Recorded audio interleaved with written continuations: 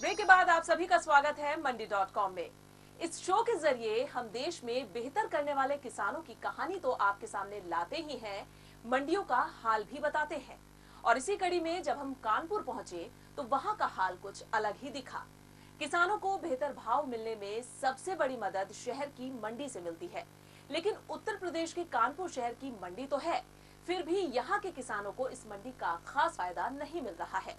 आखिर क्या वजह है कि किसान मंडी में नहीं जा रहा है, ये पता लगाने के लिए मंडी.com संवाददाता भुवन भास्कर पहुंचे कानपुर की नौबस्ता मंडी में। किसानों को उनकी उपज का बेहतर भाव दिलाने में किसी भी जगह की मंडी की अहम भूमिका होती है, लेकिन कानपुर के इस इलाके में किसान अपनी उपज को बेचने के लिए मंडी से ज्यादा निजी व्यापारियों और ट्रेडर्स पे भरोसा कर रहे हैं। कानपुर शहर से बाहर निकलते ही आप नौबस्ता मंडी से रूबरू होंगे, जिसके बारे में यहाँ के अधिकारियों का दावा है कि इससे उत्तर प्रदेश सरकार को सबसे ज्यादा राजस्व हासिल होता है। इसका सबसे बड़ा कारण ये है कि ये मंडी न केवल प्राइमरी बल्कि सेकेंडरी स्रोतों के लिए भी सबसे बड़ी मंडी है। आसपास की छोटी छोटी कई मंडियों के अलावा बुंदेलखंड और कनाडा से आने वाली दालों का ये सबसे प्रमुख केंद्र है, और यहाँ तक कि राजस्थान और मध्य प्रदेश से आने वाले बड़े बड़े कंसाइनमेंट भी यहाँ की आमदनी का बहुत बड़ा स्रोत हैं। लेकिन ताज्जुब की बात है कि इस मंडी में वो किसान नदारद हैं जिनके हितों की सुरक्षा के लिए ये पूरा तामझाम खड़ा किया गया है।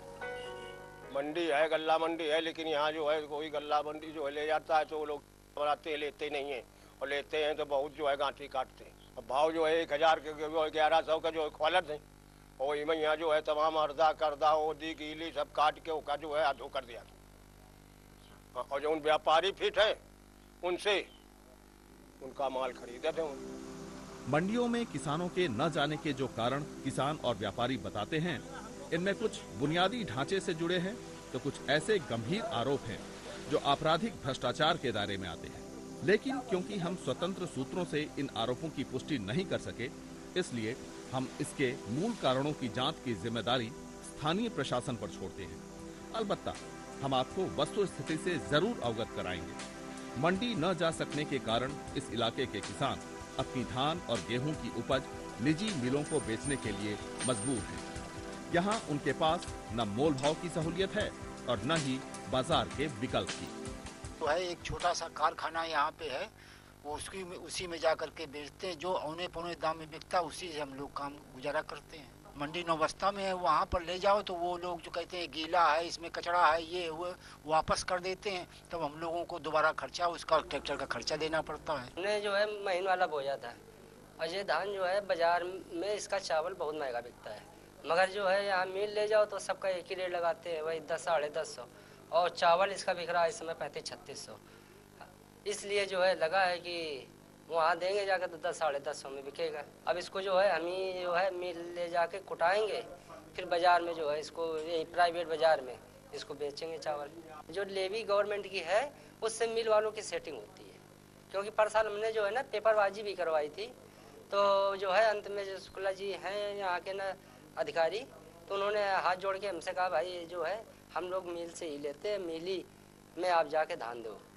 तब से ना जो है मिल वहाँ पे गल्ला मंडी जाना ही बंद कर दिया। धान न आने की वजह है कि आसपास लोकल में 10-20 किलोमीटर 25 किलोमीटर दूर यहाँ लोकल मिलें लगी हैं, तो ज़्यादातर मिल पॉइंट में धान जाता है।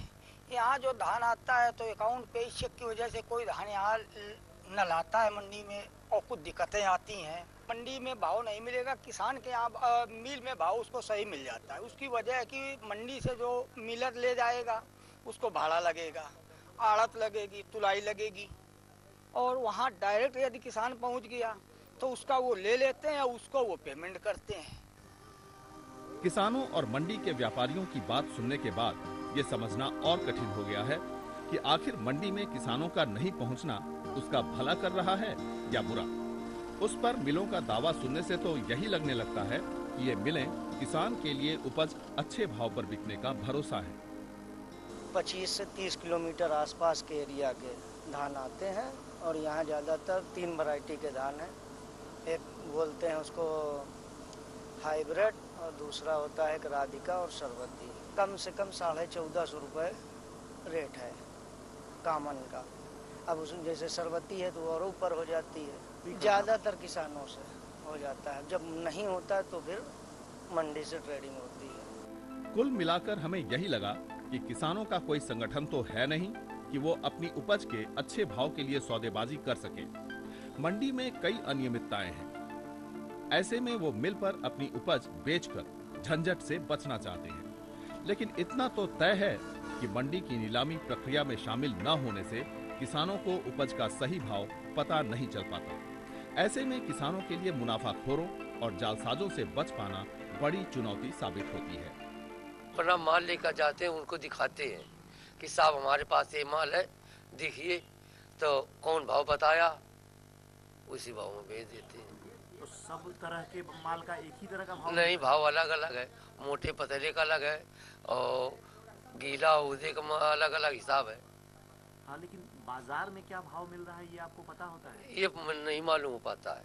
तो कैसे यहाँ भाव तय होता है? वो जो बता देते हैं? जो वो बताता है, पर समझ में आया तो देते, नहीं रख लेते हैं। जब कोई व्यापारी आया यहाँ पर भाव किया तब समझ पाते हैं कि भाव का ले रहा है, तब फिर उसको बाद में देते हैं। व्यापारी आता है तो कहता है कि इस भाव के लेंगे 1100 के, 1100 के मांग गया है सुबह, हमको नहीं देंगे तो कहता है नहीं दोगे धरे रखो। और मिल ले जाओ तो 1000 के लगाते हैं, और मंडी ले जाओ तो मंडी में लेते नहीं। मंडी में नगद भुगतान न होने से भी किसान मंडी में अपना माल बेचना नहीं चाहता। सरकारी चेक पर किसान का भरोसा अब तक नहीं बन पाया है। मेन कारण यही है कि किसानों को अपनी कृषि उपज का मूल्य किसी आवश्यकता के हिसाब से वो बेचता है और यहाँ चेक मिल जाती है उसको, इसलिए यहाँ कम आते हैं। किसान ये चाहता है कि जो भी अपना माल ले जाए हमको वहाँ नगद पैसा भुगतान हो जाए, जिससे हम आगे का अपना कार्य कर सकें। इसलिए यहाँ अराइवल कम आ रही है। लेकिन चेक में क्या समस्या है? चेक में समस्याएं हैं कि चेक वो सोचते हैं हम बैंक में लगाएंगे, भुगतान कब होगा कब नहीं होगा इसकी गारंटी नहीं है, इसलिए किसान कम आते हैं कांटों पे माल लेके। इसलिए लोकल की मंडियों में वो अपना अवने पवने में माल वितरित कर देते हैं, वहाँ बिक्री कर लेते हैं। यदि सरकार इस ओर ध्यान दे दे कि कांटों पे उनको नगद भुगतान होने लगे तो किसानों का माल कांटों पे आने लगेगा। किसान इसी तरह की मुश्किलों में फंसकर अपनी उपज का बेहतर भाव नहीं हासिल कर पाता।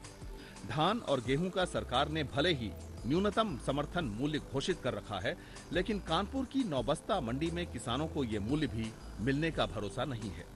जबकि किसान ये भी बताते हैं कि मंडी को सरकारी लक्ष्य पूरा करने के लिए आखिर में मिलों से धान खरीदना पड़ता है। इसका सीधा सा मतलब हुआ कि मुनाफे का गणित कारोबारी के लिहाज से ही सही होगा। सरकार ने 67 किलो की रिकवरी जो तय कर रखी है, वो किसान से जो हम लोग धान मतलब देती है सरकार, उसमें 62-63 किलो चावल बैठता है। और इसके बाद उसमें टूटन भी होती है। टूटन में 25% गवर्नमेंट को चाहिए, उसमें 5-7 किलो तो कंडा मिल वाले निकल जाता है। उसमें सारा जो भी है मतलब कहने का मिल वाले को लॉस ही होता है। 5 किलो तो उसको अपने पास से देना पड़ जाता है। कानपुर की नौबस्ता मंडी किसानों के लिहाज से अपनी उपज का अच्छा भाव मिलने की जगह से ज्यादा परेशानियों का अड्डा है। कुछ एक किसानों ने तो ये तक बताया कि मंडी के उड़न दस्ते अक्सर मंडी से जा रहे किसानों की ट्रॉली जब्त कर लेते हैं, इस आरोप के साथ कि वे बिका हुआ माल लेकर वापस जा रहे हैं, जो कि APMC एक्ट के तहत कानूनन अवैध है। हालांकि इस बात को कैमरे पर बताने के लिए कोई भी राजी नहीं हुआ।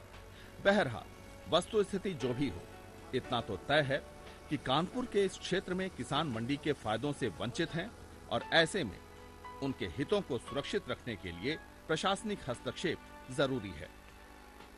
धान की कटाई के लिहाज से दिसंबर का महीना पीक सीजन माना जाता है, लेकिन एक प्रमुख धान क्षेत्र के बीच में स्थित कानपुर की यह नौबस्ता मंडी इस समय धान से खाली है। कारण यह है कि यहाँ का किसान अपने धान को इस मंडी में लाने के बजाय बाहर ही कहीं बेचना मुनासिब समझता है। मंडी अधिकारियों का कहना है कि किसान ऐसा अपनी सहूलियत के लिहाज से करता है, जबकि किसानों का ये कहना है कि मंडी की नीतियां इसके लिए जिम्मेदार हैं। सच्चाई जो भी हो, लेकिन इसका परिणाम ये होता है कि कानपुर का अन्नदाता अपना हक वंचित हो जाता है, अपने हक से उसका हक मारा जा रहा है और उसको अपनी धान के लिए सही कीमत नहीं मिल पा रही है। मंडी.com के लिए कानपुर के नौबस्ता मंडी से अनिल वत्स के साथ भुवन भास्कर।